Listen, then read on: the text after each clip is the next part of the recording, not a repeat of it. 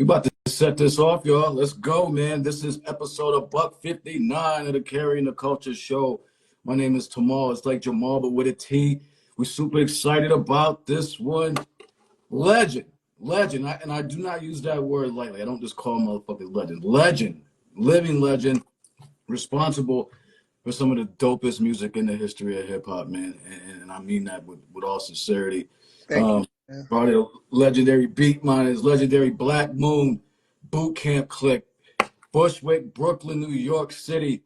Let's go, DJ Evil Dee. Thank you very much for joining us, man. Appreciate you. Thanks for having me. You know what I'm saying? Thanks for having me. Nah, it's just the honor's mine, man. The honor's mine. I mean, I'm dumb excited about this, and we're gonna get into it. We got a lot to cover. Thank you for jumping on early and stuff. Because I think we might run a little late. So, but before we start, man, I really, since I have the opportunity, I just want to give you your flowers, man. Like The Shining is one of my top 3-4 albums of all time, and I want to thank you for you and Walt for like whole Beat Miners crew for like creating like a soundscape to my youth, man. Like it was Black Moon, Smith and Wesson, Helter Skelter, OGs. Like we were like. And so the Shining is like special to me. Like these projects are special to me, man. And like, I don't think you get the credit you deserve. I don't think you guys get the recognition you deserve. So I, since I have the opportunity, I want to share it. Like one of the best to ever do it. You guys kill us. Thank you, man. It's crazy because we don't get the credit, you know what I'm saying? And, like, this, and, industry hate and, but the real heads know, and that's good enough for me. Yeah. I know. Yeah, I know that I'm doing something right because I'm not able to go anywhere and just do what I do. You know what I'm saying? Cats don't bother me. You know what I'm saying? I just be chilling. Yeah. No, so Tajay from Souls of Mission said it. He said it the best. He said I'm famous enough to where I don't have to worry about other shit, and I can still move. He's like, I'm cool with exactly. it. Like, So exactly. It's like it's a level like to that shit. So but the thing is though, it is important to recognize greatness, recognize contributions and stuff, and so I do think that's important, and I think that like and it's weird. I've thought about it too. I'm like, damn, why don't we talk about Beat Miners and I don't fucking know. I really what it is.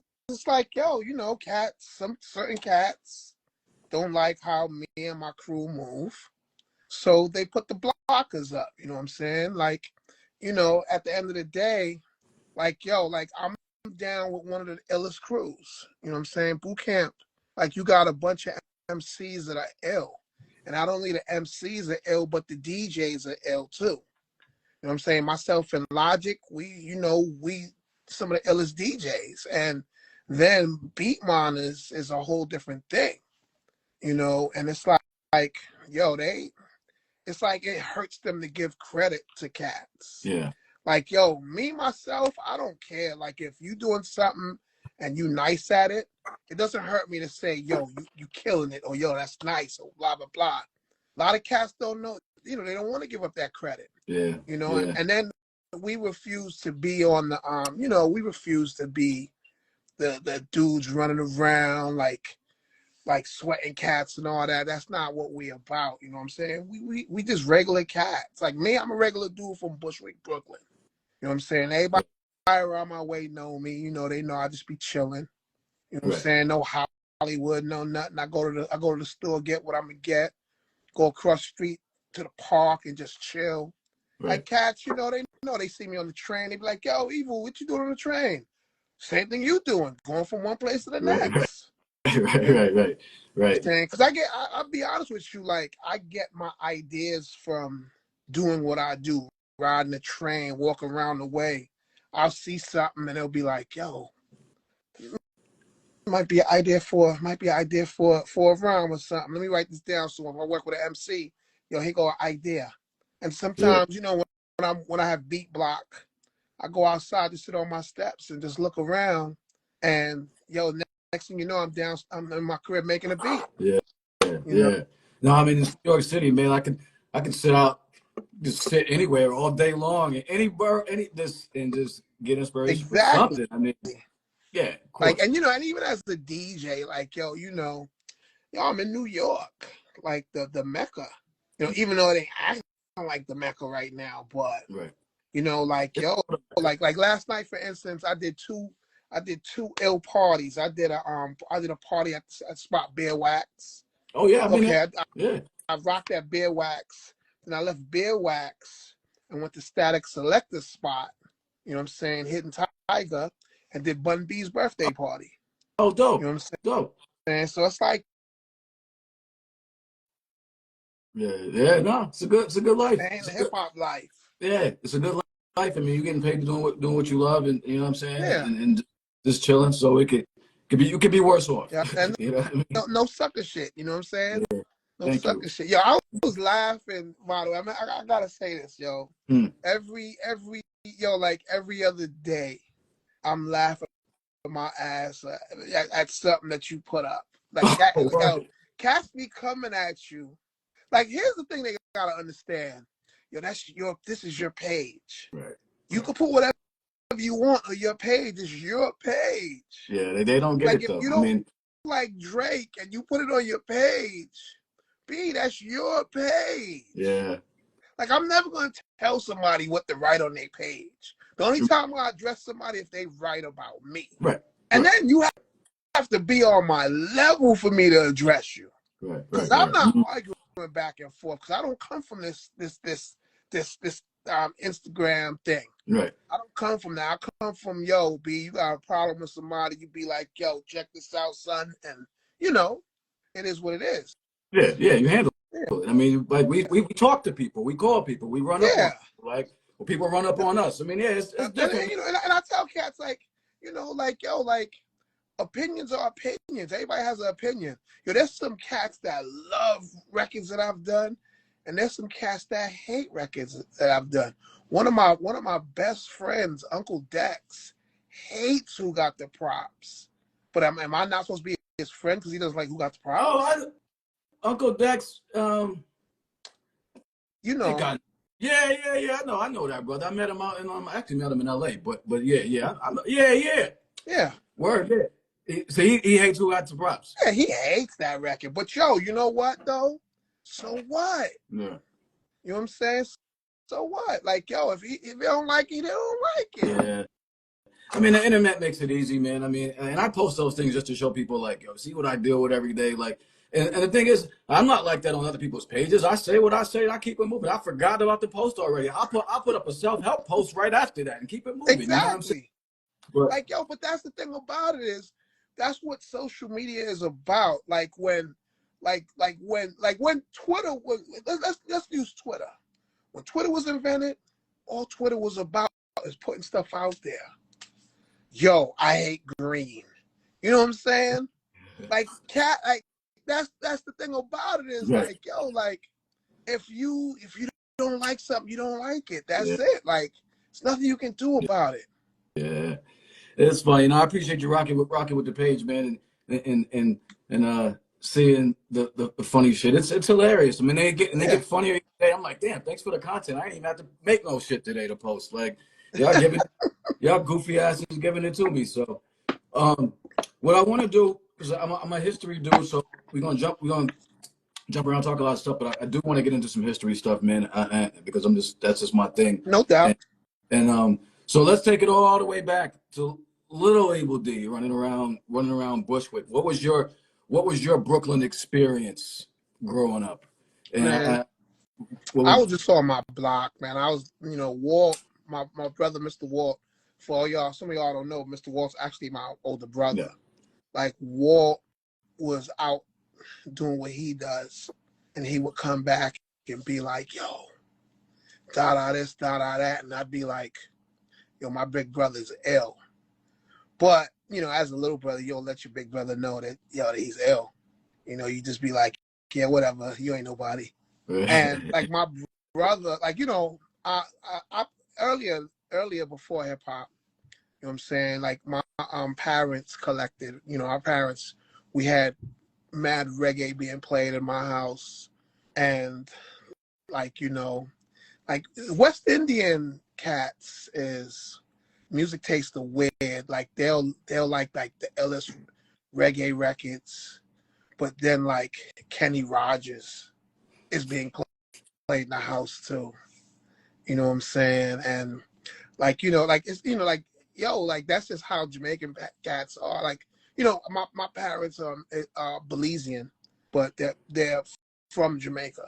Okay. So it's like, yo, I'm hearing James Brown, I'm hearing all these reggae records, all these calypso records, and yeah, like James Brown. You hear a little bit of Elvis. Elvis is whack though, but still, you heard him. You heard it though. Yeah, but what it is I started playing drums. I want to be a drum player, and so I just wanted to bang out beats, like play drums and shit. So that was my thing. Walt, same thing. He wanted to play drums. Now my mom bought me a drum set. Walt more gravitated towards the guitar and the keys, but he never really he learned how to play, but he never took it serious. Me, my whole thing was, yo, I'm gonna make a band. I was like, yo, I'm gonna have a band. Wow. And then we got introduced to the Jackson 5. My brother was Michael Jackson, and I was all the other Jacksons. Oh shit. Yeah. Was Marlon, Randy, Tito, Jackie, Jermaine, all of them. So then my brother comes home one day with this cassette, and I'm listening to him listen to this cassette, and I'm hearing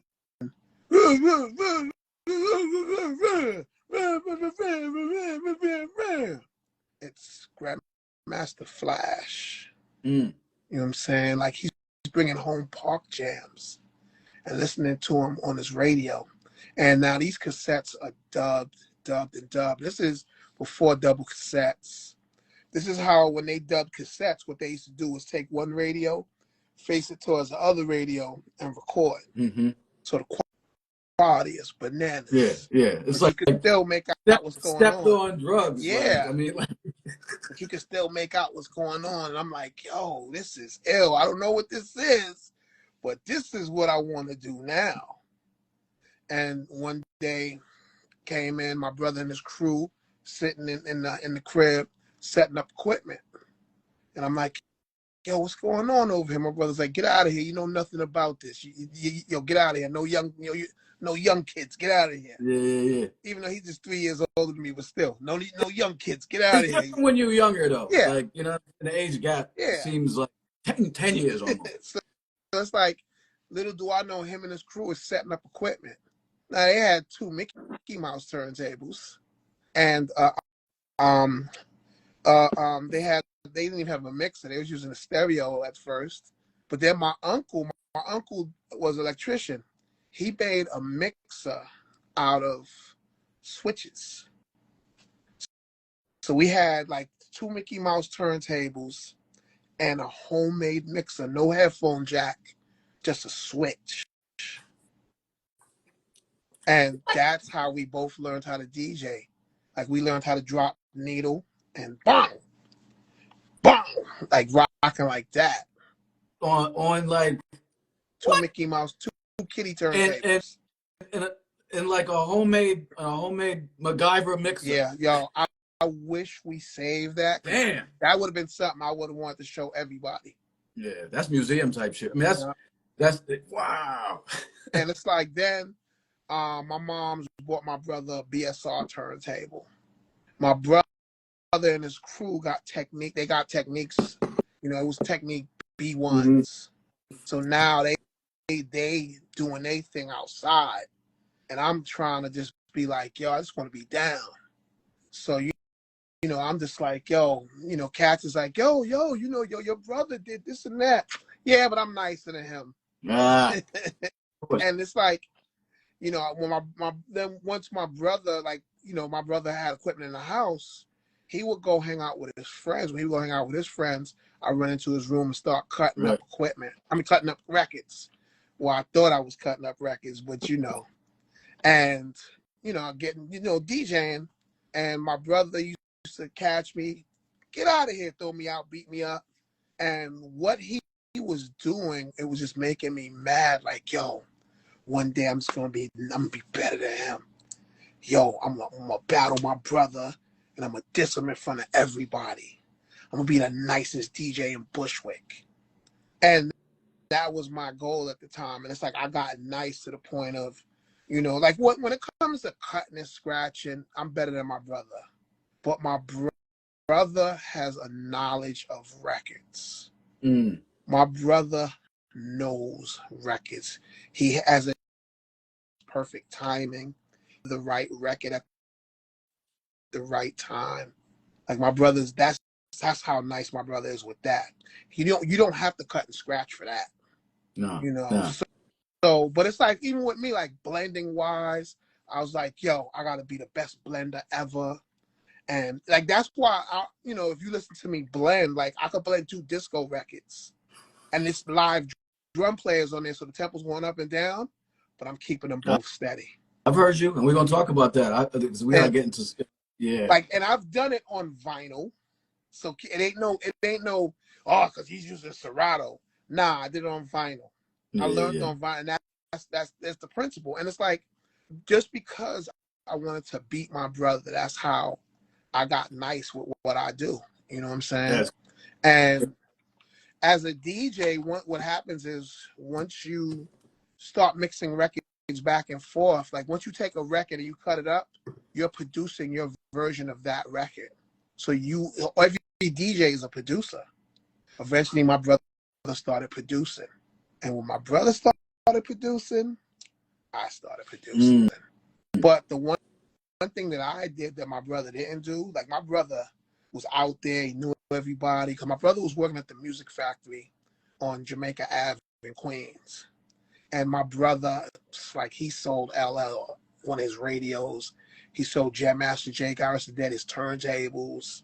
Like, Lost Professor will tell you my brother sold him his first breakbeat. Oh, shit. You know what I'm saying? Like, my brother was that dude. Like, my brother would come home with pictures of Flavor Flav at his store, Chuck D, and Professor Griffin. Like, anybody who was in Queens, like, my brother, God rest his dead, my brother knew Irv before Irv was Irv Gotti. He was DJ, what was it? DJ Lorenz, whatever, DJ Irv. And, like, he would come buy records for my brother. Ed Lover used to hang out with my brother in the record store. Like, LL used to play demos from when he was working on Mama Said Knock You Out. He would come to the store and play demos. Yo, what y'all think? Oh, dope. Like, so everybody knows my brother, but nobody knows me. And I'm like, nah, we gonna change that, but they gonna know me because I'm gonna be nice on them turntables. And that was my goal. And it's funny because today, like, I know how, like, from the way I was when I was younger, I'm like that now. Like, when I'm DJing with somebody, like, if I'm DJing with somebody, I look and see, oh, I'm DJing with this guy. Yo, I'm researching you online. I treat it like boxing. I'm watching your tapes. I'm seeing how you move. I'm seeing how you rock the crowd. And I'm like, I got to put a set together better than that guy. Whoa. So you come in with the competition. That's hip-hop. And, like, it's all love, but I'm about to burn it still. But that's what I'm about to say. That's hip-hop. Like, and here's something, people might not agree with me. Here's something about hip-hop that a lot of people don't understand. You're supposed to think you're the best. Like, that's why when them little kids be like, yo, I'm better than Biggie, I'm better this and that. We know they're not. But I let them rock because that's hip-hop. Right. Because hip-hop is bragging and boasting. I'm the nicest. I'm the flyest. I got the better this. I got more money than you. That's hip-hop, bragging and boasting. Yeah. But it's extremes. Like some of these, like nowadays with the drug rap and all that, nah, I'm not with that. Like, the Percocets and all that. No cats wasn't rhyming about getting high off of stuff like that. But then if you look back in the days, cats was rhyming about sniffing coke. Yeah, I mean, Dust, Yeah, everything. I mean, Shaheem got a joint called Dust Juice. I mean, yeah, it's like, you know what I'm saying? So it's levels to shit. But you know, you made a good point, man. Like in hip hop, that's what sets our shit apart and all of the elements. yeah, Graph, DJing, B-boying, and it's about that the yeah. competition is what sets it apart. Like you don't see like country singers going like, "Yo, I'm nicer than Garth Brooks or whatever." Like, They you know, don't do that. yeah, like it's different. Like, you Yeah. know, like, so that's always we have an asterisk. Always say hip hop has an asterisk. Like our shit is different. You know what I'm Mm-hmm. saying? So you know, so yo, let's go to So it seems like your aha moment was kind of like, yo, the Walt comes home with the Grandmaster Flash, and then you're like, now you're just on some Kobe shit, trying to like get past him. So let's go early Black Moon, like, because I heard you guys were like, you were another group like called High Tech or something like that, right? Was it? I'll break it down. So, okay, the beginning of the Black Moon starts like this. I went to Bushwick High School. In Bushwick High School, we used to have a talent show every year. Finally, one year, cats came to me on some, yo, we want you to put together this talent show. I was like, word? All right, no problem. First thing I did, it was this dude there's this dude in my school. He was the nicest dancing dude. This dude was the ill dance, like yo, every party this dude is serving everybody. So I went to him.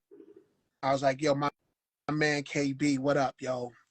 I need you to be in this show. By the way, KB is 5FT of Black Moon. Yes. So I go to 5 and I'm like, yo, I need you in this show, man, because if you in this talent show, I need the illest cats, man. I need you. He's like, yo, no doubt, I'll rock with you. I got you. But my dance partner, he doesn't go to this school, P. You think you get, what's up? We could rock with me? I was like, yeah, don't even worry about that. We'll sneak him in. So he's like, bad. I said, yo, as a matter of fact, bring homeboy to my crib after school, and we're going to talk about how we're going to do what we do. He said, bet. That day after school, I'm home. Hit the door, go to the door. It's 5FT and his man KB2. KB2 is Buckshot. Buckshot. So Buckshot Yeah. walks in, and back then, like this apartment, this is my house, right? This is my whole house. Like down here was my brother's apartment at the time, because I'm in the basement, or in the first floor basement, before the cellar. My brother's bedroom had crates of records all across the walls. So it was from ceiling to floor with crates of records. Buckshot walks in, he looks around, he goes, yo, y'all got a lot of records, yo. And then he sees like the 4-track and the mic. He was like, yo, I rhyme too. And I was like, word, because I was working on, I was making beats by the time I was in high school. I was like, word, you rhyme? Here's some beats.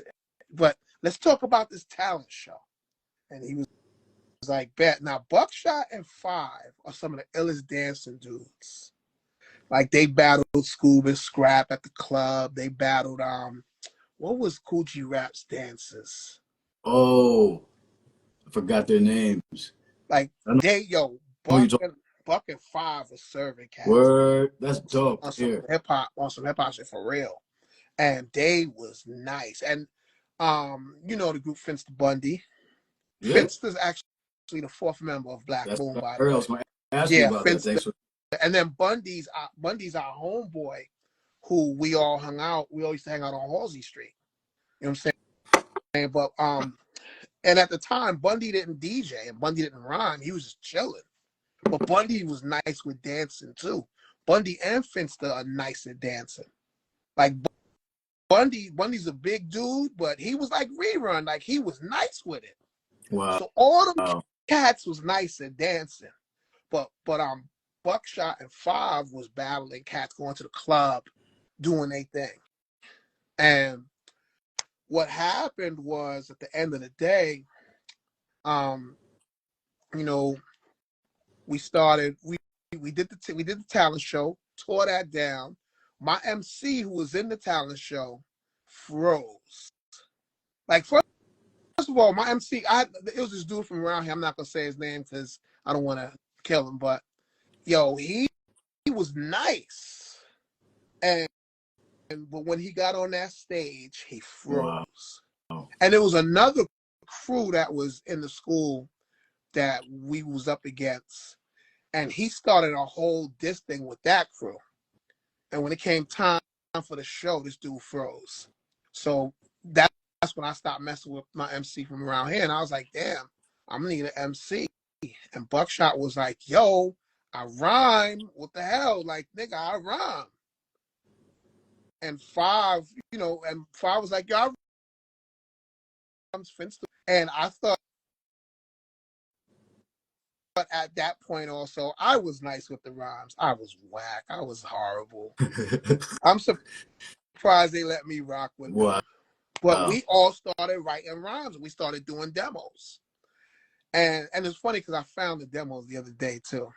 Because I was in here cleaning up. And I found the old Black Moon demo with me rhyming on it. No one left. Buckshot played it once. You gotta share that shit. I want to get that. You know what? I might do a live. On Instagram and on Twitch. Yeah.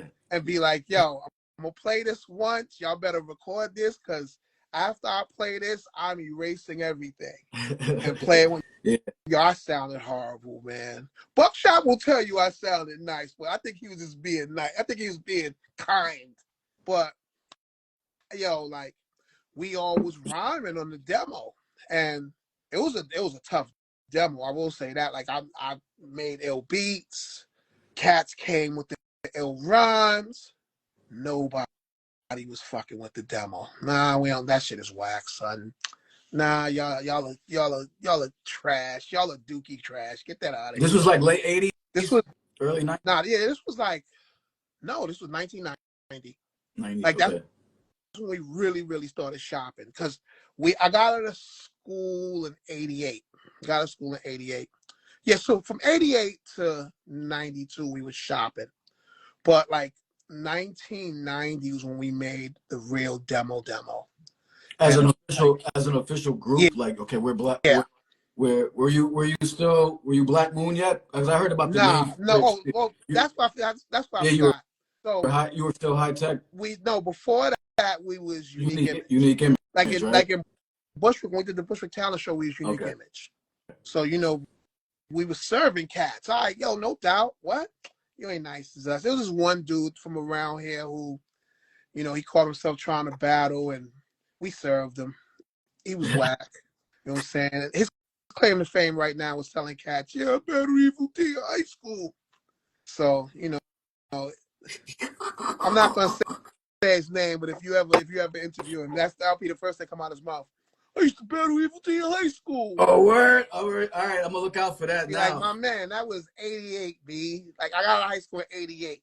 It's 2025 right now. No one cares. But yeah, so at the end of the day, like, and then my thing was also I wanted to be. I used to practice my ass off. I wanted to be in the DMC battle. Like back in the day. Now I'm going a little forward. Like the Executioners, which was the X-Men. Big up, Mr. Sinister is in here. Brother. Oh, what up, Sinister? That's my brother right there. Yeah. Like they was the dude. I would look at these dudes rock and be like, yo, I need to be like them. Them, Superman, like Scratch, Richie Rich, God Rest His Dead, Clark Kent, Pete Rock on BLS. You know what I'm saying? And like, Marley. Like I was like, yo, I need to be like these guys. But I seen the Executioners rock. And I was like, yo, I need to practice and be like them, yo. These dudes is it. And then it was another crew called Fifth Platoon. Yeah. I seen them rock and I was like, that party line joint. Yeah, I was like, I need to I need, I need to practice and make this happen. I need to be nice like these crews. Like, Rock Raider, Sinister. Oh, man. Like, come on, man.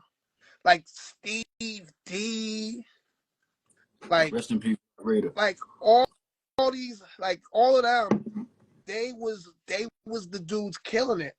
And I wanted to compete with them. You know what I'm saying? And it got to the point where I was practicing my shit. And, well, we're going to save that for another part of the interview because that's later on, Black Moon wise. So I'm going to stop right there. All right. But DJ wise, like, I just want to be the nicest DJ. And, like, so I'm in the house practicing my routines. I had a routine for stepping to the AM. Oh, shit. I used to cut up, Pump Me Up. Oh. What else I used to cut up? There was a bunch of records I had routines for. And, I was like, I used to tell Buck, and I'm like, so when we do our shows, I'm going to get my 3-minute break. I'll give y'all a 3-minute break to do whichever y'all going to do, go fresh up, whatever. And I'll juggle some records, and we're going to do it like that. And Buck was like, no problem. And like we was doing our shows. This is before we even got signed, where I would just in the middle of the show, like, we do like 10-minute shows, but I'd get 3 minutes to rock. I would introduce my group by doing a DJ routine. Oh, okay. No. And what ended up happening was we, was trying to shop the demo. Cats was dissing us. Finster left the group. Finster left because his girl got pregnant. So Finster was like, I got to do man things. I got to be out. And Finster left.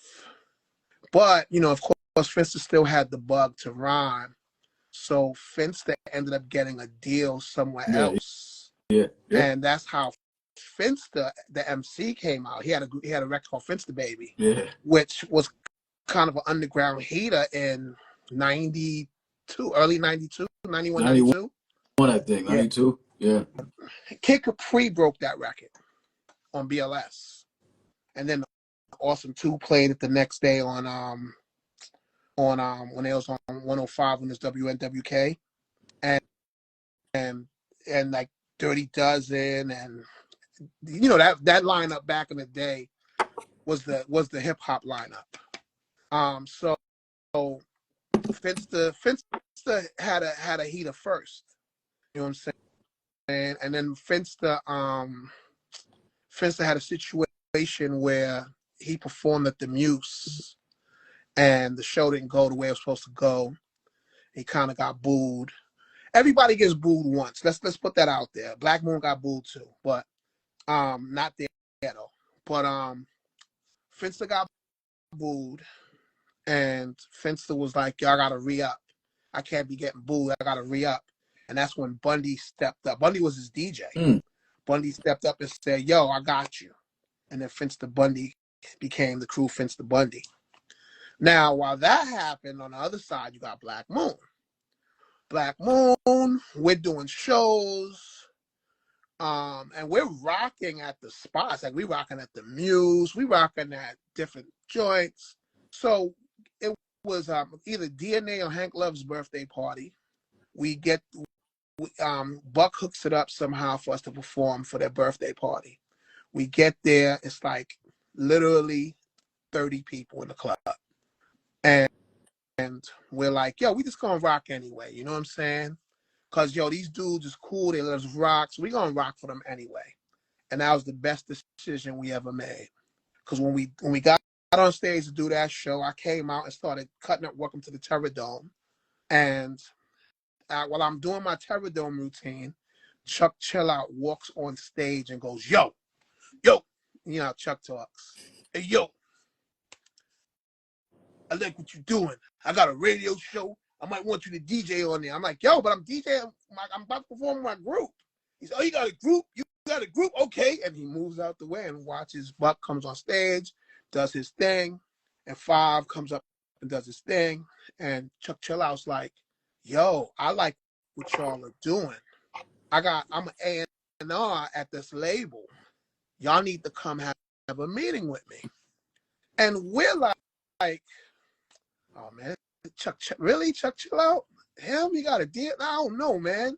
That dude be bugging. So I go shop Black Moon to everybody else. I shop Black Moon to everybody except Nervous, of course, because Nervous was a house label at the time. Label. That's the crazy part about it to me. I shopped to everybody except Def Jam, Wild Pitch, and Profile. I'm glad you didn't go to Wild Pitch. Now I'm gonna tell you why I didn't shop to those 3 labels. I didn't shop the Profile because I was friends with Funkmaster Flex. I didn't shop to Def Jam because I was friends with Bobbito.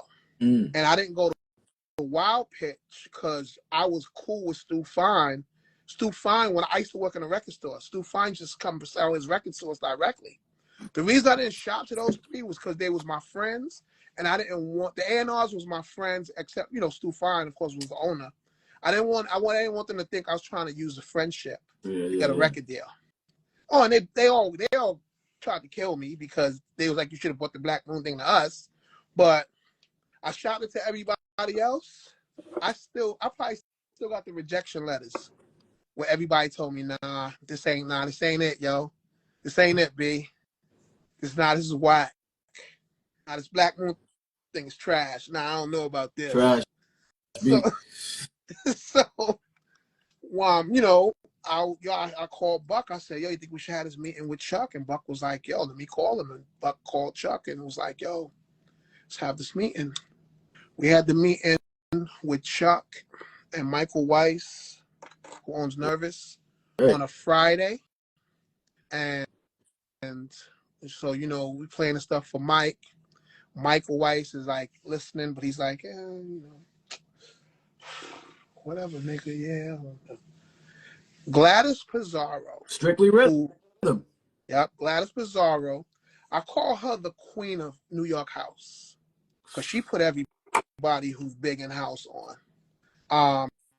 Gladys Pizarro sticks her head in the room, in the meeting and goes, yo, I don't know who these guys are, but Mike, you need to mess with them because they nice. That's how we got out here. I heard. Okay, you confirmed it. Gladys Pizarro. You going to some of my questions, and I appreciate it. Like that's what's blowing my mind. Real quick, I gotta ask you. So it's already 9:10. I do want to. My shows, because of my page, I get cut at an hour. Oh, so that's Instagram. They be bugging. Yeah. So you cool to stop it at an hour and then of course. It works. So I'll stop us at 9:28, and then we'll save it and then run it back. Yeah. So that's the crazy thing, man. I wanted to get into. I'm glad we get into it because this is really one of the things I really wanted to touch on was Nervous of all labels being a house label. I'm a huge house head, by the way, and that's why this is so intriguing to me. And then Gladys of Strictly Rhythm, one of the iconic, house labels. So I'm like, what? You got put on by a house. She was an A&R there, right? Or something. Wasn't she? She was she was an A&R, and she was helping him run Nervous. Yeah. Like I said, Gladys is the queen of house music. Gladys, my first magazine cover was on DJ. It was DJ Magazine. It's me. It's Black Moon, Smith & Wesson, before everybody knew they was Smith & Wesson. When cats thought they was just our hitmen or whoever. Masters at Work. I think Todd Terry was there too. Legends. DJ named Josh Wink. Yeah, Felix the House Cat. It was all these house people, and Black Moon. Because it was the whole magazine was about Nervous Records. So Armin Van Helden was on that label too, I think. Armin Van Helden, I think. He was. He did stuff for them. Yeah. Everybody did work for Louis Vega still records to this day for Nervous. Yeah. They got the joints, Joe. So I need to ask, it blew my mind. This was about me a couple years ago. I don't know, I was on your page or something, and I think you posted a clip of you spinning a house, and my head almost exploded. And then like, and then the other day I was researching. I was looking for clips to use for promo and stuff like that. And I saw a clip of you. I forgot where it was, but you had on the Pevin Everett joint, and I'm like, what? This Yeah. nigga? I'm like, okay. So where did that? I mean, it's New York. I mean, but like, so a lot of cats are house heads that you wouldn't even know. Like Big Twins from Infamous Mob would be like, is a house head. He's like, yo, son, I'll fuck you up in a house head, son. You know. Yeah. So like, how'd you get into that? Because it's not like you clearly know your shit and know like, Mm-hmm. did it come from just being on nervous or Nah. okay? I'm gonna tell you this. This is how it all started. When I started DJing, there was really no hip hop records. What was we spinning? Disco records. We was cutting up disco breaks, funk breaks. And what happens is I'm a music dude. Like I'm the dude that listens to back then I would listen to the radio and be like, yo, what's that record? Push in the bush? Really? Yo, but I need to get that though. Cause gets kind of funky. And like all hip hop producers, well, all real hip hop producers that produce that boom bap, they listen to everything. Because where do you think we get our samples from? Wherever they're going to come from. Whether it's a funky disco record or a funky rock record, we all listen to everything. So, and also, I'm a party DJ. And I come from the era of where the DJ played everything. Like you had your hip hop part of the party, you had your R&B part of the party, you had your house music part, then you play classics, and you end the record with, you end the party with 3 slow records. That's the era I come from. And to this day, I still rock the same way, where when I go into a party, I look around and see how people are moving, and that decides what I'm going to play. There you go. And thank you. It's like, at the end of the day, like, house, like the first time I heard house, my man DJ Disciple was on 91.9 FM. It was one of the college stations. I don't remember. I'm probably quoting the numbers wrong of the station. I was working at the record store in Bushwick, Brooklyn, at what was it, Knickerbocker Records, and I was going through the station, and I heard boom. I said, "What the hell is that?" And it just sounded interesting. I just let it play, and I was like, "Yo, this is ill. What's this?" And it was house. And DJ Disciple was blending 2 records together. And I think he came on Thursdays. Every Thursday I listened to DJ Disciple. And I was ordering records for my store. So I would listen to what he plays and be like, yo, I try to figure out what it is and see if I could order it for myself. Because my store wasn't a big house store. It was a big freestyle store. Because I'm in Bushwick. So we selling Silent Morning. We selling TKA and all that. And all the hip hop stuff. But house, I was like, yo, I got to educate myself on this because this looks like it's going to be the next thing. And that was 80, maybe 88, 89, okay. 87. Yeah. Something like that. But yeah, and then also Tony Humphries is one of my favorite DJs. Yeah. One of my, coming up, listening. This guy was flawless with the blend. Legend. Legend. So these are the people I'm listening to. And now, and it's funny because, like, I didn't get into, like, the Larry Levan until after, you know what I'm saying? Because I didn't know Larry Levan, but I knew Frankie Knuckles. Yeah. You know what I'm saying? So, like, those cats was the cats, and I was like, okay. And then, I went to, was it the Octagon? What was that? The Octagon was a club in Manhattan. Okay.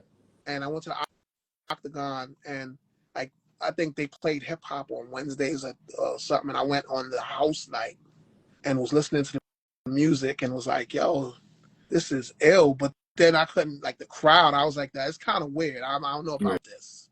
Right. Like, I didn't, I didn't understand all that, yo, because you know I'm Caribbean, so I was like, yo, whoa, nah, I'm not going to these parties, yo, because that's not me, you know. But then when I grew up, I realized, yo, you could be around whoever you're gonna be around, as long as you be yourself. That's all that matters. Yeah. You know what I'm saying? Yeah.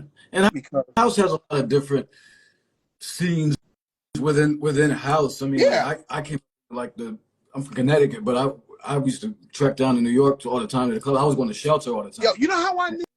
I didn't mean to Right. cut you. You know how I knew you was into your house the way you was? Oh. You had Marjorie on your page. Oh yeah. So yeah, I you love coming? I think Marjorie, yeah. yo. Like that was my home girl. Oh word? Yeah, like man, listen, Marjorie, and to see her dance. So Marjorie, so like our crews in Connecticut, our OGs would go to New York and like rock with like Mop Top and all those cats and Shannon and all those older cats, Khalif and all those cats, and come back to CT. We would like learn from them. So it was like, so Marjorie was like an inspiration for like the female dancers in my hood. Yeah. Like, up in New Haven. So like, yeah, Marjorie, like, yeah, man. Yo, like that was every time I seen Marjorie, I used to always be like, yo, you know I love you, right? Because she was just cool, like, you know what I'm saying? Like when you being around her was so dope. And we would talk about like different, like just regular stuff.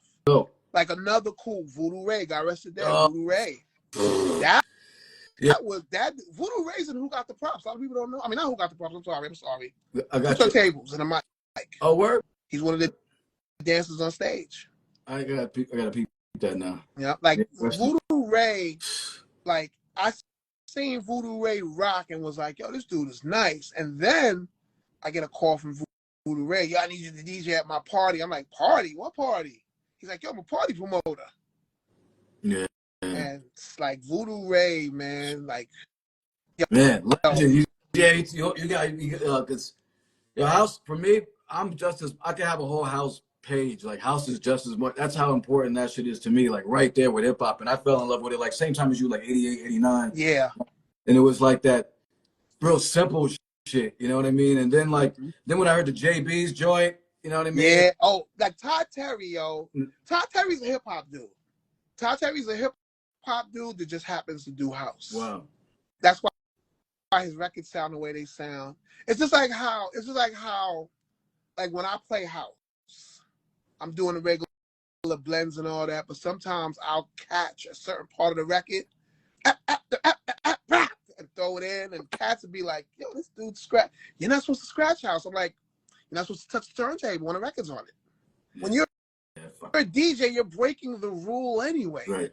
Do whatever as long as it sounds good. That's my motto. Yeah, fuck out of here. And it's like, you know, like, here's the funny thing. Me being Evil Dee, my biggest show is the Saturday night dance party that I do. I love it. Everybody tunes in for that. They don't tune in for like Wednesday when I'm playing everything, or they don't tune into my lunchtime mix where I'm playing a lot more hip hop. But Saturday night dance party, cats, yo, me and my friends, we're dressed up, we're at the crib, we partying. Yeah. Like what they'll do is they'll rock from 8 o'clock to 11:30 with me, chill for a minute. Then when Easy Mo B comes on, they'll rock with Easy Mo B from like till midnight to like 6 in the morning. Oh shit. Yeah. Yeah. So because Easy Mo B be spinning, and Easy Mo B does all vinyl. So Easy Mo B's playing them house, disco, club classics, all on vinyl. I gotta peep that one. I ain't up for that one. Real quick, we're gonna cut it real quick. Everybody gonna come back. I'm gonna save it because Instagram cuts me at an hour, so I'm gonna stop it. Save this joint. Come back with DJ Evil Dee and jump into a few more tapes. You don't get into the Rockus shit, right? Like, yeah, we gotta talk the truth about Rockus too. Because I was hyped when I found out that you guys did the project, did the track with Eminem, because I don't really like Eminem like that, but I like that track, and I was like, that shit's fire. And but then I heard it's kind of funky though. So we're gonna come back, yo, and talk some shit with Evil Dee. So everybody look for the notifications. We'll be back in a minute. That's right. Peace, y'all. Big Bear doing tip just got his ass ripped. Juveniles buck wild in his vicinity. Keeping open eyes. Now I sleep with it. Oh my goodness. Yo, Okay. that record right there, that's who did that one? I think Rich Black, Mr. Walk. That record right there. That record right there. When I was like, oh, this is. Yes. Wait, did Rich Black do that? Yeah, it was Rich Black and Walk. Yeah. Okay, yeah, I think about it. I can look it up. But yeah, no, that one. Oh, Yeah. like Yeah, that's making that album, making both albums, like Enter the Stage. Here's the thing. Now, see, I'll tell you this. Making Enter the Stage, right? That was our learning record. Now, we recorded Who Got the Props in Brooklyn at such a sound studio with this engineer. His name was Slow-Mo Sonnenfeld. Slow-Mo did like a lot of work on First Gangsta. He was an engineer on the First Gangsta album. Was it No One Mr. Nice Guy? Mr. Nice Guy. I used to play that tape every day. But Slow-Mo was an asshole. Like, so we get to the studio. He had a 16-track studio in Brooklyn, like downtown Brooklyn, I think. And we get to the studio. This dude is straight trying to son us. Now, we're from Bushwick and Crown Heights and 5 is East. I'm Bushwick. Buck is Crown Heights. 5 is East New York / Bushwick. And you're trying to tell us to do, like, get your coffee and all that. And we're like, we will fuck you up in this studio, V. So it gets to the point where I'm, I didn't know how to use an SP and I didn't know how to use a 950, but I knew exactly what I wanted to do. So I'm like, yo, this record sample from here to here, like I'm showing them how, because I already made the beat. I just had to remake it again so we could, remake it in the 950 and the 1200.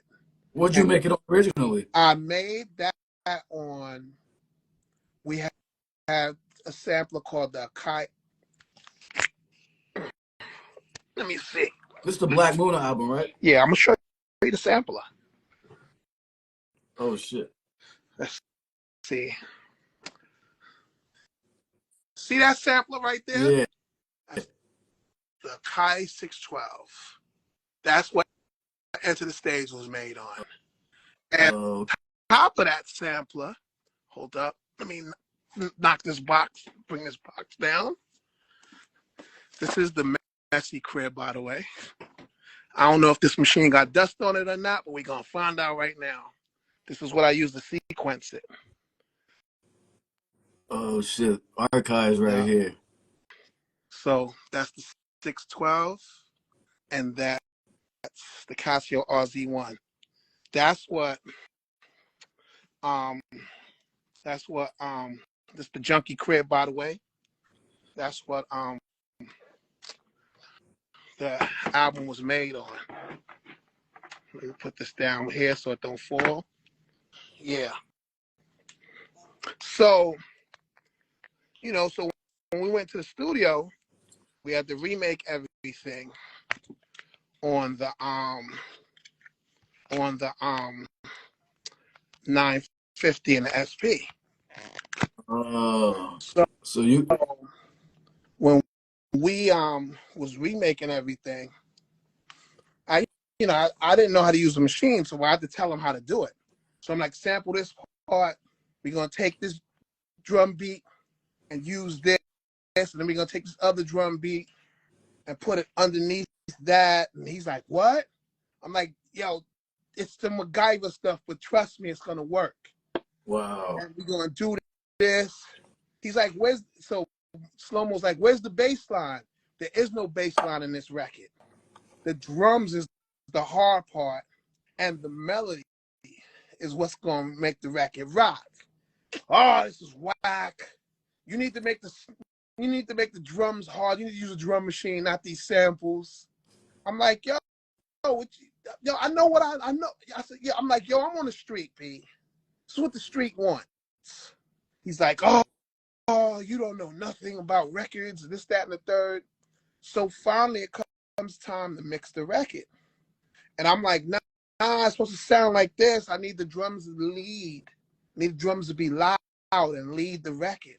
I'll tell you this. The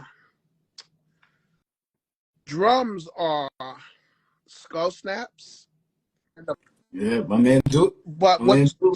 what you hear, what you feel, is the drums from this record called Sport. Okay. Sport is what record you Sport?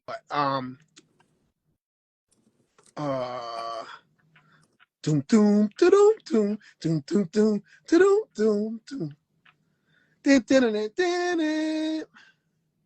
What is that?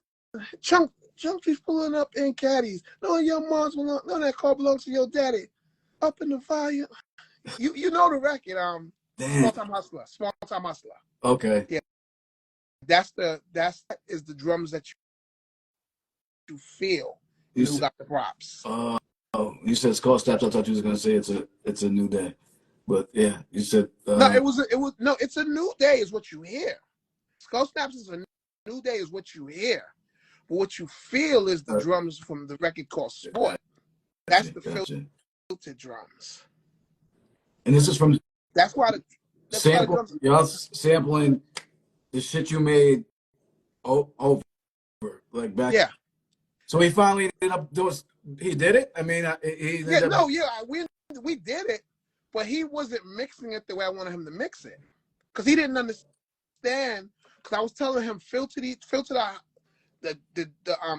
lows out of this drum and use the lows of this drum, and he was like, I don't know what you're talking about.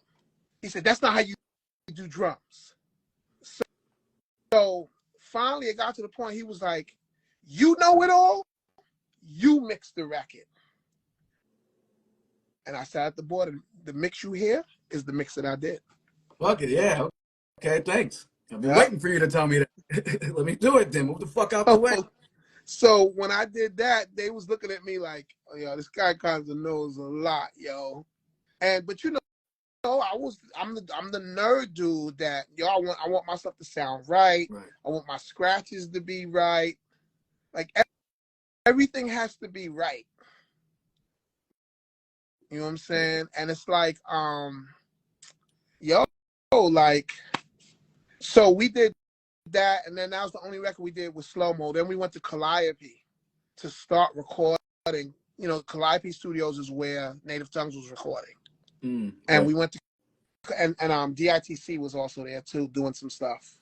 I went there to record, record Who Got the Props. It was Native Tongues was there, which were actually Tribe Called Quest, De La, Black Sheep, the Jungle Brothers, who else? Brand Nubians recorded the first album there.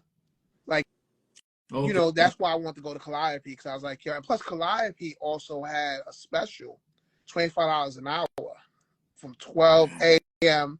to 8 in the morning. Yeah, but you had to do that whole block out. Okay. And we would do those blockouts, and that's how we recorded. That's how we started recording Enta da Stage. What ended up happening was we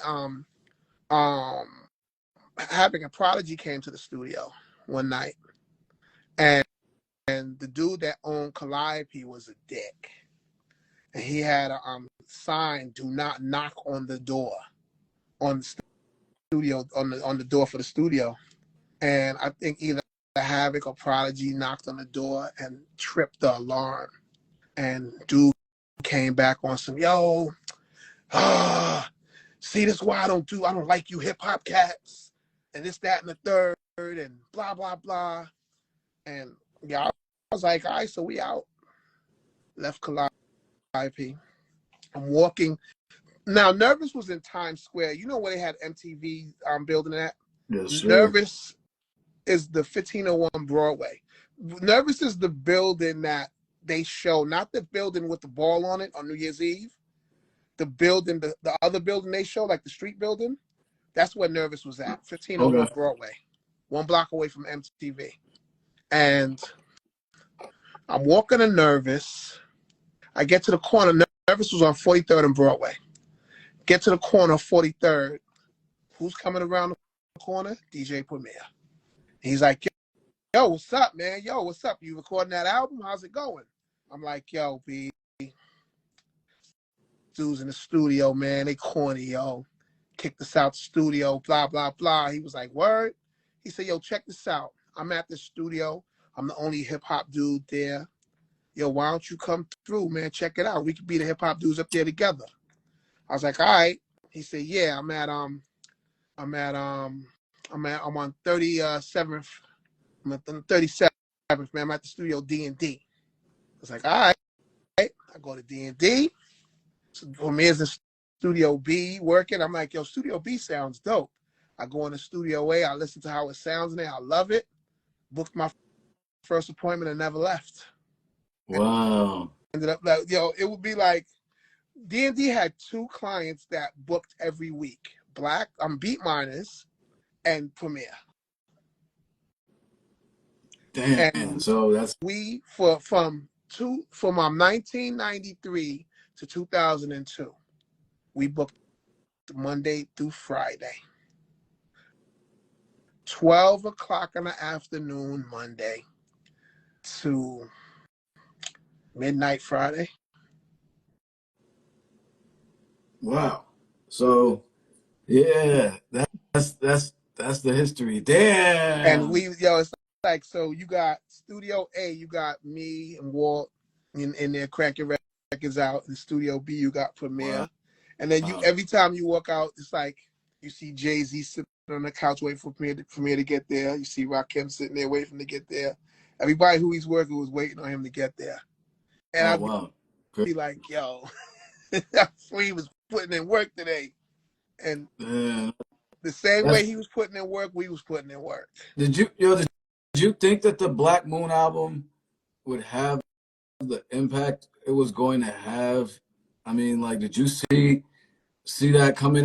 I mean, I don't think it sold as well as it seems like it should have, but like, just the impact on hip hop, like, because that's album, at least in my circles, like, heads, that's like a go-to favorite album for a lot of people. Did you see that coming, or like, were you guys like, damn, this is crazy? We was like, damn, this is crazy. My goal was to make an album that hip-hop heads would love. I didn't think I was going to make a classic album. I just knew I was going to make a dope album. And that was the goal. We was like, yo, 3 o'clock in the morning, we out doing what we doing. Radio's playing love ballads. And it's like we needed some theme music. Yeah. Like that was kind of the mission with the album, to make some theme music to what we was doing. And like, come on, man. Like that's why, like, when Ice Cube did the first album and they was doing the drive-by, what comes on the radio? Bust the Move. That was the type of thing that was happening out here. Like, we on the streets, we chilling, we wilding out, turn on the radio, and it's like, always and forever. Nah, we want to hear our hip-hop. You know what I'm saying? So, that was the whole thing with the album. And it's like, we never sat down and said, yo, we're going to make our radio cut with anything we ever do. Yo, this is going to be the street cut. You know what I'm saying? Like, nah, the goal was just to make good records. Right. Nice. So like you didn't, I mean, some things I read, like, you, equipment-wise, you got it right there. Like, you had minimal equipment on that first album. So that was a deliberate, it was a deliberate effort to make it sound crackly or was that just a byproduct of, like, you sampling back and forth, or both? I'm gonna tell you what it is. Like, you found, like, was it like a eureka moment, like, oh, this shit sounds dope type? No, I'm gonna tell you, this is what happened. Okay, listen to who got the props. It sounds clean. You know what I'm saying? Thanks. Then you listen to the album and it sounds dirty. I'm gonna tell you why that happened. Calliope was the hip hop studio, but Calliope was a piece of shit studio. Because listen to De La's first album, listen to Tribe's first album, listen to Brand Nubian's first album.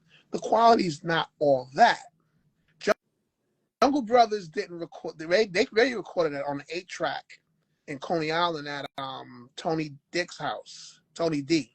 They call him Tony Dick. Tony D. Whatever. But so there's the way that first album sounds. That was way different because that was something else.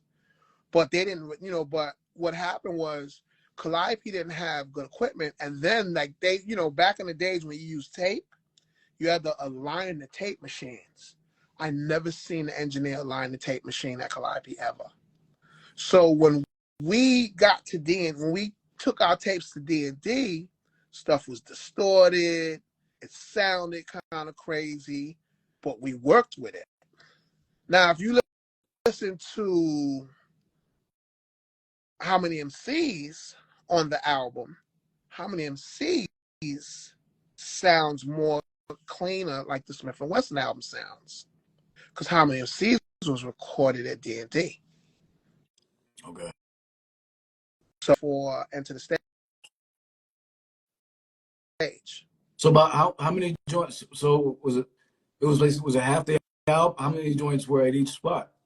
Did you split early on in the process or later? Minus who got the props. Like a majority of the album was recorded at Calliope. Okay. Because because our whole thing was this was our first album, and we didn't want to waste. We didn't have a big budget. We couldn't waste money. So we wanted to we was doing pre-production at my house. We would do pre-production at my house, listen to it, and make whatever adjustments we got to make in the house before we go to the studio. When we went to the studio, it was straight work. It was, okay, what time is it? Okay, let's work. Let's do this. Buckshot was knocking out vocals in 1-2 takes the most. You know what I'm saying? Because he already knew the rhymes. He already knew what he was doing. So, we was going into the studio, bang, bang, bang, and that was it. We didn't feel at home until we got to D&D. And when we got to D&D and we started feeling at home, that's when it started being like, okay, yo, I'm going to loop the beat up. You could write the rhymes in the studio. And while you doing that, I'm going to go and work on this other beat over here. Got you. Yo, so check. Well, a couple things. Because I got Mr. Freeze Rock City Crew at 10 o'clock.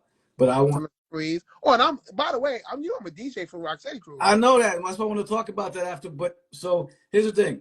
I gotta have you on again because this shit that I did not even get close to covering, man. So no doubt. All right, so word. But before we go, I do want to cover this Rockus shit real quick before we head on out of here. We are gonna do part 2, but I want to make sure I'm on time for Mr. Freeze. So Rockus. So anything. I heard. I was like, yo, they did the Eminem joint, any man or something. But then I read a lot of fuckery at Rockus for y'all. Yeah, Rockus. Here's the thing with Rockus. Rockus started out as a rock and roll drum and bass label, and they got into hip hop because, and this is a true story, they seen what we was doing over at Nervous, and they wanted to emulate Nervous Records. And so they went and got a group, the Rose Family, and and tried to emulate Nervous, but the Rose Family wasn't having it. You know what I'm saying? And then they got with everybody else they got with and started building Rockus. And they started off good. They had Rupert Murdoch's son backing them, so they had Rupert Murdoch money in there. And then they went through Rupert Murdoch's son was like, nah, I don't want to be down with this. So he kind of pulled out. And when he pulled out, then they, I remember they was looking for a distribution deal. And that's when, we had put out the Shades of Brooklyn record. Yep. And they go to a man chocolate tie. Yep. What happened was Black Sean, who used to work at Nervous, was working at Rockus. Black Sean's like, yo, I know Evil Dee. I could set up a meeting with him, and he could tell you how he did the Shades of Brooklyn record. Because they was like, how is Evil Dee getting this record played? Because Shades of Brooklyn record was getting played everywhere. And we was, was kind of moving units, and they wanted to know, they want to pick my brain. How's he's doing this with these independent record? Like, how's he getting play? How's this and that? And I'm like, yo, B, it's who you know. Because I was going up to labels, like I was going up to Sony and different labels and being like, yo, send this with your DJ records. So you would get like Def Jam records and Shades of Brooklyn would be in that pile. So you think, oh, this must be independent on Def Jam. All the Dick Riders, what they do is they're gonna play, oh, this is on Def Jam, I'm gonna play it. So I was getting my records shipped out with all the other records. So Cass was like, yo, he's down with Columbia. Yo, he's down with this, he's down with that. I mean, this record is down with this, down with that. So people was playing the record off the strength of that, not knowing it was my record.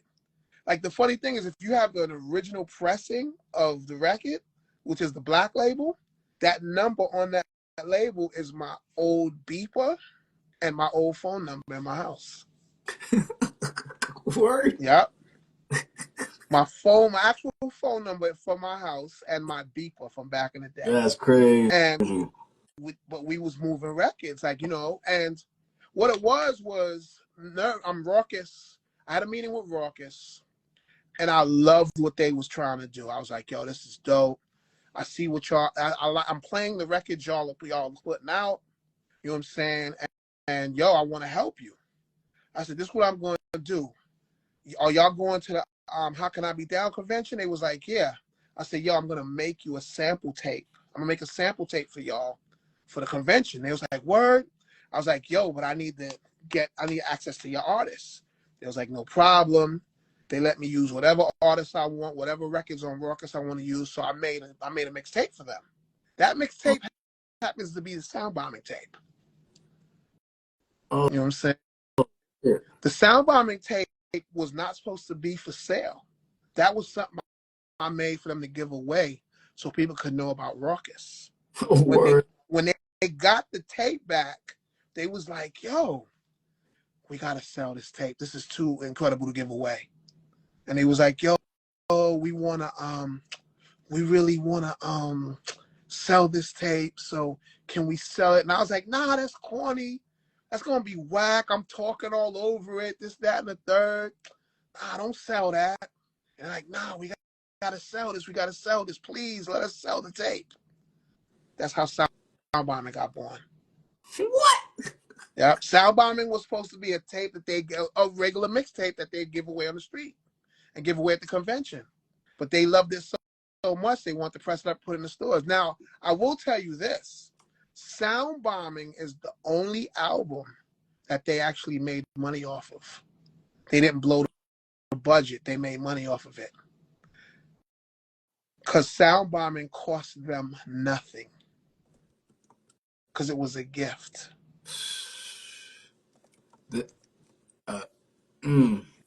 Oh. Now, what Rockus did was to mess up their thing was they went from wanting to be Nervous to wanting to be Def Jam.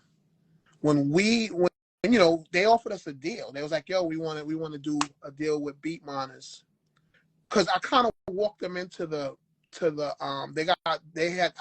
of helped them get a distribution deal with Priority Records. Cause I was like, yo, talk to the cats of Priority. Talk to the cats of Priority. They're distributing Duck Down. You should talk to them. And they ended up getting a deal over there. And they was like, yo, we want to do a Beat Miners album. I was like, why not? Let's do it. And Walt was like, yo, I really want to do a record on Rockus because I like what they're doing. So the dudes at Rockus was like, yo, okay, we got this record we want you to do. We're going to bring this artist in. We want you to work with him. And they was like, all right, no doubt. So I was also, now, to sidestep, I was also producing this show, the first hip-hop internet radio show first hip hop station, 88 Hip Hop. I was producing on that, you know. Okay. And from that started the second hip hop radio joint, which is Beat Miners Yeah. Radio. Yeah. Now, what happened was I was producing 88 Hip Hop. Dudes from Rockus comes in, and I think Wendy Day was there too. Shout out to Wendy Day. Wendy Day came in, and they had this dude, this white dude with them. And I'm looking at the white dude like, who the hell is this Backstreet Boy they got up here? And he gets on the mic and starts burning it down. I'm looking at this dude like, yo, this dude is hip hop. Like, this dude is killing it. That dude happened to be Eminem. Yeah. Now, Eminem is at 88 Hip Hop serving cats. Bang, bang, bang, bang, bang, bang, bang, bang, bang, bang, bang, bang. And I'm like, yo, but who is this guy? And I'm looking at Wendy Day like, yo, if she's with him, this dude is nice. Because Wendy Day is the person that she's like, she always helps the underdog. You know what I'm saying? And, you know, Wendy always was looking out for cats, like making sure you got paid, make sure you got your money right, making sure your deals were straight. And she was always schooling cats on the industry. Dope. A few weeks later, I go to the studio and Walt's like, yo, Rockus Records wants us to produce this record for some dude that they doing a deal with. Who walks into the studio? Eminem. And Walt is like, who the hell? Because Walt wasn't at 88 Hip Hop. Walt's like, who the hell is this guy? He goes into the booth, and I walk in, and he's in the booth, and I hear, hello, hi. And I'm like, yo, who? And I look, and I see it's Eminem, so I start laughing. Walt's like, yo, who is this guy? Walt turns, you know, Eminem picked the beat for Any Man. Walt pressed, you know, the engineer presses the tape, presses the button so the tape starts rolling, and Eminem starts doing the rhymes to Any Man. And we're all in there like this. Like Eminem, the flack that he gets, I'm going to tell you like this, and I'm going to explain why I say what I say. Eminem's a hip-hop dude. Yeah, it is. Everybody who Eminem ever signed was real MCs. He signed Slaughterhouse. He signed, oh man, I'm forgetting their names, and it's messed up because these dudes are incredible. The dudes upstate. He fucked with upstate New York. Griselda? Yeah, Griselda. He fucked them early. He fucked with Outsiders. Yeah, he was part of the Outsiders. Yeah. Like Eminem, all Eminem does, this dude is a hip hop dude. Like, you know, yeah, he makes pop records too, but he's a hip hop dude. Like, this dude lives and breathes hip hop. And hip hop dude, of course. And he respects his OGs too. He always respects his OGs.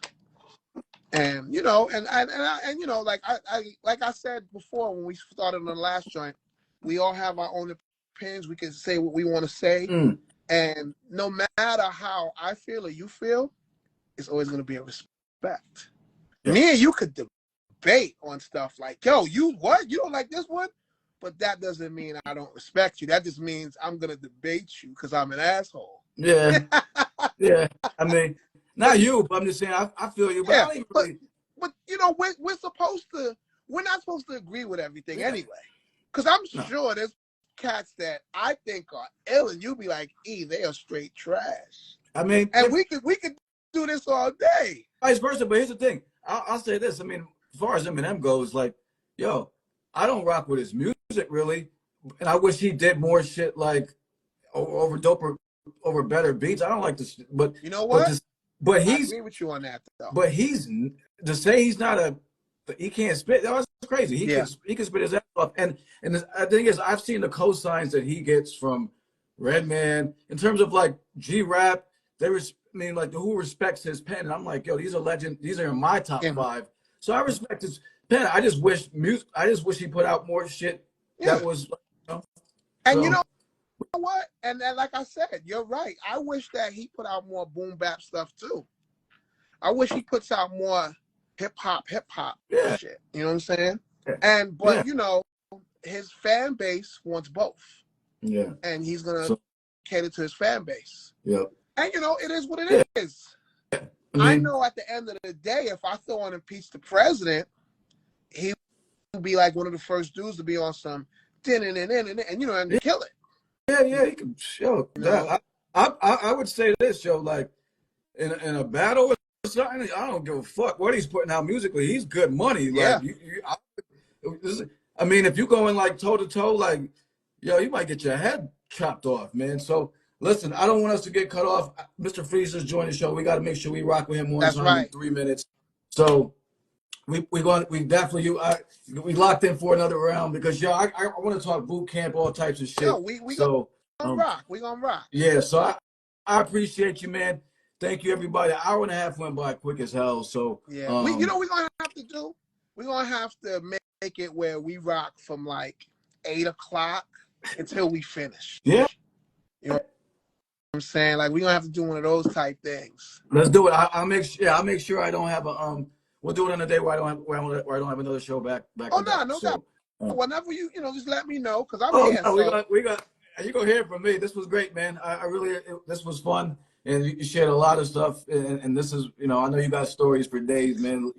And so I know you got stories. So, flowers to you, man. You are here. I always say, Thank man, like, you, man. fuck with the niggas is dead, man. Like you're here right now, living legend. You know what I'm saying? And respect for everything that you've done for the culture because, like, as I said, you really don't. I want to talk more in detail about the Smith and Wesson project because that was just we played that joint. We went out to do things like what I'm saying? Like, so like rec time, like these joints was like critical for us. So I thank you, man. Thank everybody in the chat. We're gonna get this up on the YouTube channel. This has been an episode Buck 59. DJ Evil Dee, carrying the culture show. Thank you, man. Thank you. No Appreciate doubt, man. So we'll talk soon. I'll reach out to you to get the next joint scheduled for sometime next month. And appreciate you, brother. We'll talk soon. No doubt. All right. Peace.